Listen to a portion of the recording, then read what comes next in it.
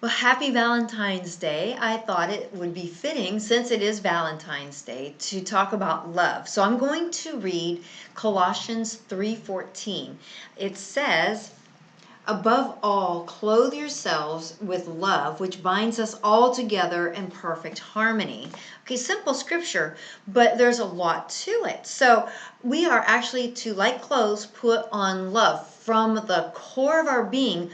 We are supposed to be tender, merciful, humble, patient, forgiving in all of our relationships. Okay, that sounds like a tall order. And this is really a perfect expression of love. Is this easy? Absolutely not. But if we are called to follow Christ's example of love, God's going to give us the strength to do it. Relationships often prove to be the vessel in which our godliness is tested. Okay, so like in marriage, I think sometimes when we are in that intimate relationship, sometimes it is the most difficult with our children, with our spouse, or a close relationship.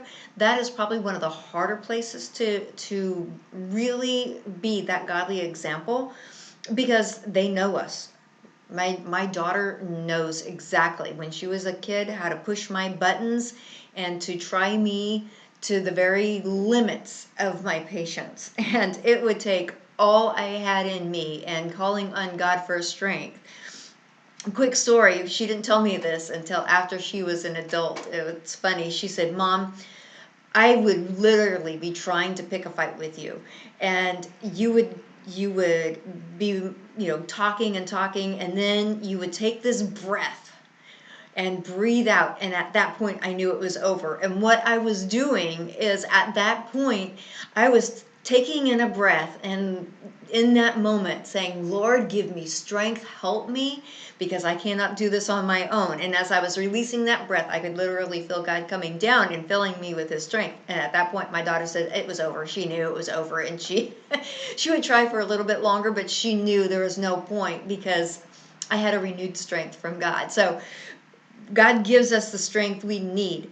And even those close relationships with the people who know how to push our buttons, he gives us what we need to show Christ's love through us. And sometimes we are the biggest witnesses to those people who try to push our buttons. Maybe it's not even someone we know, but they know we're Christians, and they're going to push our buttons to try to get us over the edge. And when we allow the flesh to take over and react instead of respond, because there is a difference between reacting and responding.